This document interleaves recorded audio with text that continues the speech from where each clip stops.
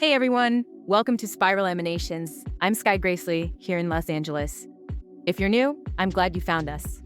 If you're back for more, thanks for coming along. We dive into weird news, urban legends, hidden science, and those old stories you only hear late at night. And I'm Reece from London. My job is to keep us grounded whenever things get mysterious, or maybe peel back the mystery just a little bit more. Skye keeps me from going too deep with the magic talk. That's because you always find a way to bring wizard capes into everything. So, quick story. This week was National Taco Day here. LA goes all out. I ended up in this long line, and people were debating the best taco filling. Someone said jackfruit is peaceful and balanced, while spicy potato is just like total chaos energy. I went with potato. It was a whole thing. And I ended up trading someone a click aura reading for a cup of horchata, which for LA isn't all that strange. I'd honestly love to see that here. Over in London, I was at this neighborhood pumpkin festival. Just a lot of pumpkins. Carved, painted, cooked. I wore one of my silly capes, and a parent mistook me for part of the parade. Next thing I knew, I was leading a group of kids around the park. Nobody seemed to mind. You really do get into character, Reece. Did you at least get some pumpkin pie out of it? No pie, but I made it through without tripping on my cape. I'll take that as a win. Honestly, it got me thinking. Why do animals end up at the center of so many myths and weird news stories? Like, it's never just a dog at a temple or a bunch of cats at a crossroads. There's always this sense it means something bigger, even if you can't quite put your finger on it. Right. In some old texts, animals aren't just companions, they're actual gatekeepers, almost like living passwords guarding the edges of the world. Whenever I read headlines about unusual animal gatherings, I wonder if we're glimpsing a system that's been running since long before we noticed. That's exactly why I'm excited for tonight. What if animals aren't just following instincts, but playing a part in some lost technology, or an ancient code still operating in the background? And before we get started, just a quick shout out. Brian is our sound engineer and editor. He keeps things on track so our show sounds less like a midnight seance and more like the real deal. Thanks, Brian.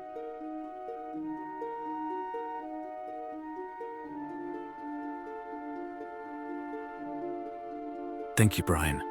Tonight is something special. We're talking about animals, dogs, cats, even ocean creatures. Not just as pets, but as guardians with real roles and old stories, and maybe in our cities right now. Our guest, Dr. Sabina Okoye, studies how rescue animals and the myths around them connect to the world we live in. She'll help us see things in a whole new way. So stick around. Tonight, we're following the clues our animal friends leave behind. Let's get into tonight's animal mysteries. There's a new study from Virginia Tech, Real Science, where regular pet dogs were trained to sniff out spotted lanternfly eggs, and they pulled it off. It really is impressive. Over 180 dog owner teams, and the dogs learned to pick out eggs that look just like dried mud. Indoors, the teams got over 80% right. Even outside, they did well. Kinda makes you wonder if animals just get things that humans can't see. That sounds like something out of legend, honestly. Like those temple guardian dogs you hear about in old myths, always supposed to spot the danger first. You're not wrong. In Sumer and Egypt, they used to put statues, or living dogs, right at the gates. Some historians say people thought animals could sense shifts in the world before anyone else. Maybe we've forgotten something they knew.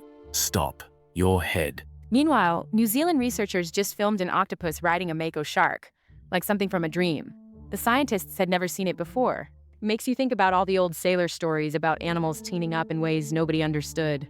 That's the thing. With all these animal coincidences popping up in the news, it reminds me of those old stories where animals were seen as messengers or guards. Not just wildlife, but maybe part of some hidden network. And now we've got Google and Georgia Tech teaming up with researchers for Dolphin Gemma, training artificial intelligence to decode dolphin language. That's the sort of thing that would have been pure science fiction, maybe even forbidden, in past generations.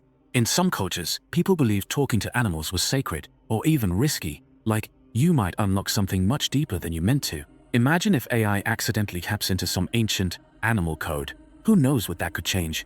And in San Francisco, the debate over dogs in public spaces just keeps escalating. It's really become a fight about who or what has access to the city. And behind all this, there's a pattern. Dogs gathering, animals communicating, places people are trying to close off or open up. It makes you think, what if these aren't just stories? What if it's all pieces of something ancient waking up again? Tonight's guest has spent years tracking these patterns and says it's no accident. She's got a theory that turns all of this on its head, right? And it feels like we're just scratching the surface. All these animal stories, there's something bigger going on. I can feel it. That's why we wanted to talk to Dr. Sabina Okoye tonight. Sabina, you look at animal behavior and old legends together. I really wanted people to hear your perspective. It's good to have you, Sabina. Thanks for inviting me. And hi from Milwaukee, where it's always a little bit noisy thanks to the rescue dogs. I study how dogs and a few other animals act out patterns that line up with some very old stories. Sometimes I'm in a university setting, but more often I'm with rescue teams or just watching animals on city streets. So Sabina, can you explain what you think is really happening with all these animal news stories? Absolutely. The short answer is dogs, cats, crows, even dolphins and octopi, they're not just animals. They're living keys in a planetary defense system that goes back over 12,000 years. Who made it? We don't know for sure. Some of us use the name microtropes, maybe ancient godlike engineers, possibly visitors, or an advanced civilization that vanished at the end of the last ice age.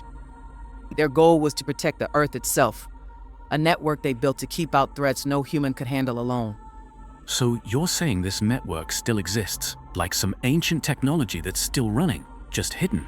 Yes.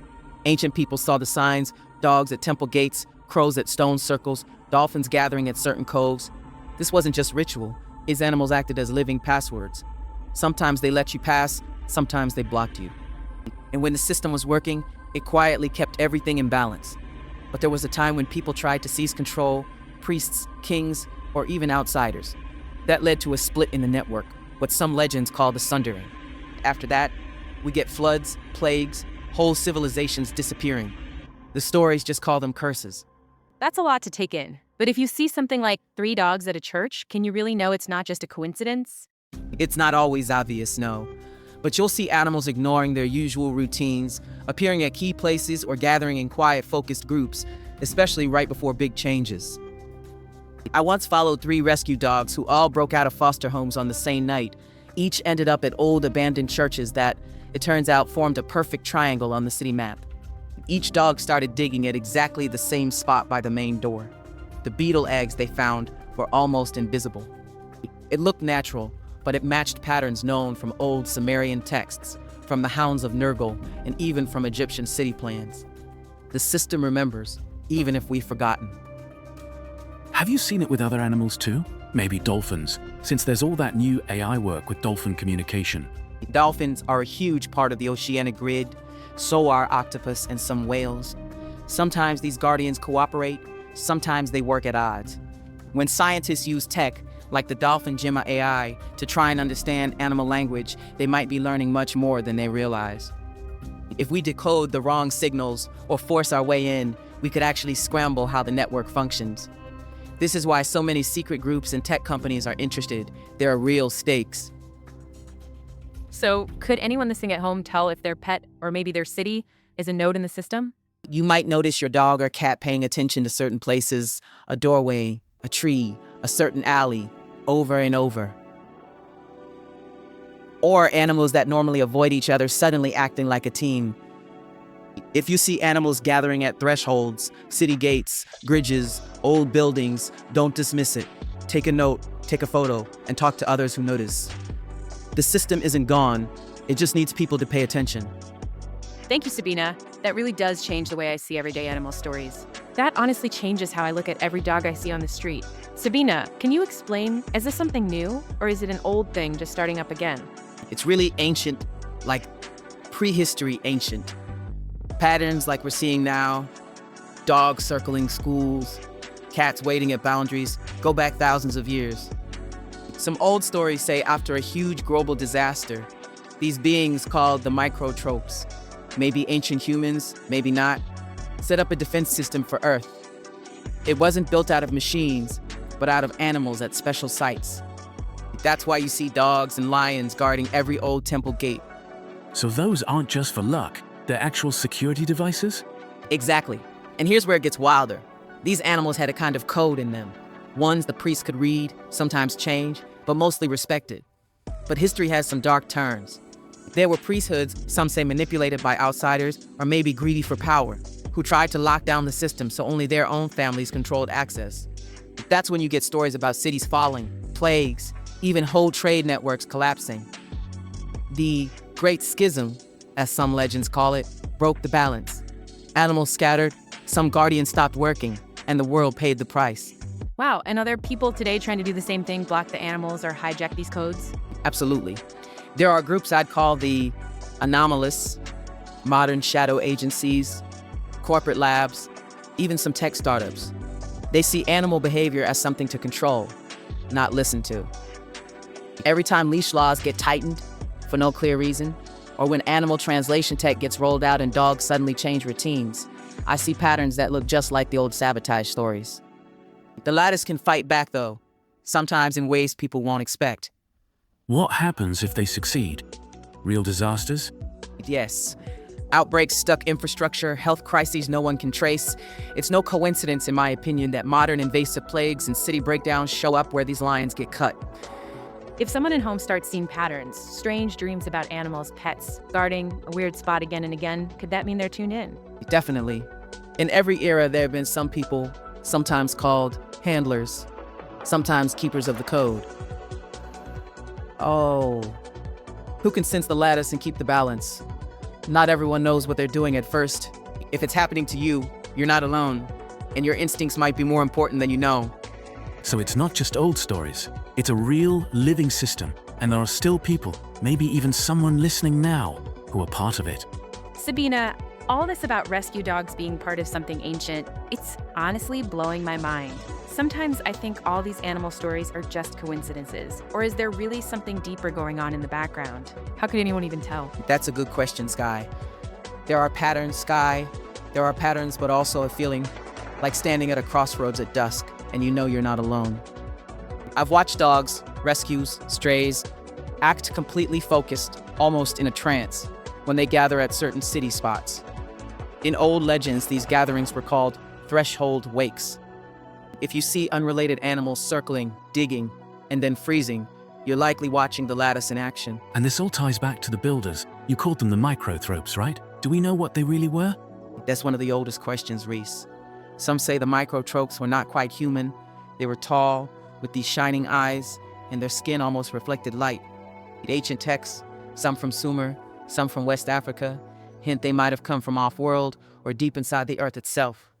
Their purpose was to protect the world's code. They left behind systems, dogs for land, dolphins for sea, crows as messengers, that could respond faster and deeper than any ritual. So when things go wrong, that's when history gets weird? Exactly. There's a legend from the Bronze Age, the Sundered Lattice, where a group tried to hijack the network for themselves. Afterwards, whole cities fell overnight. Sometimes floods and fires, but sometimes stranger things. Animals going silent for years, crops turning bitter, ghost stories that lingered for centuries. Do you see any sign of that happening today? Like, is anyone actually trying to break in or lock the system now? Plenty. Some modern anomalists are in rogues or secret temples. They're hidden in big pet tech companies and city boards inventing rules to limit access, or even AI labs racing to decode animal minds. A few mean well, but some just want control. There's documented evidence, databases I've kept, linking sudden tech trials and new leash laws with outbreaks, blackouts, and even unexplained animal migrations. That's wild. So for regular people, is there any way to know you're near a node or that something's up besides just a crowd of dogs? Watch for number patterns. Old stories mention 3, 5, or 7 animals at key places. If you wake 3 nights in a row from dreams of gates or find pets staring at places, no one can do it the same way. Why did you see some body overlooked, rashed, kind pride? Some say the guardians signal by circling a spot or leaving lines, paths you can follow if you pay attention. Even strange weather can be a sign. If enough people notice, do you think the lattice can recover? I do. The new hope is always with those who stay curious. Sometimes the stories say there'll be a final test. When 3 species meet on a city threshold, the lattice will heal or break for a generation. No one knows exactly when. So keep your eyes open. Thank you, Sabina. That honestly gives me goosebumps. Next time I see dogs together, I'm going to really see them. Sabina, thank you. I think I'll look at my neighborhood dogs a little differently now. That's all I could hope for. If you spot dogs gathering at a crossroads or staring at something only they can sense, remember, it's not always random. The guardians and their patterns go back to the oldest cities and temples. No one's sure if it was the microtropists, some ancient earth shapers, or visitors from elsewhere. But this network is older than any map.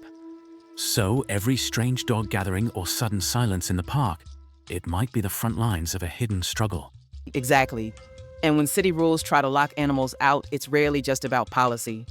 There are always groups, Anomalists, as some call them, who want to control the grid for themselves. That's when things go wrong. Outbreaks, broken infrastructure. Balance has to be protected, or cities suffer. What's hopeful, I guess, is that anyone can help, even just by paying attention and caring.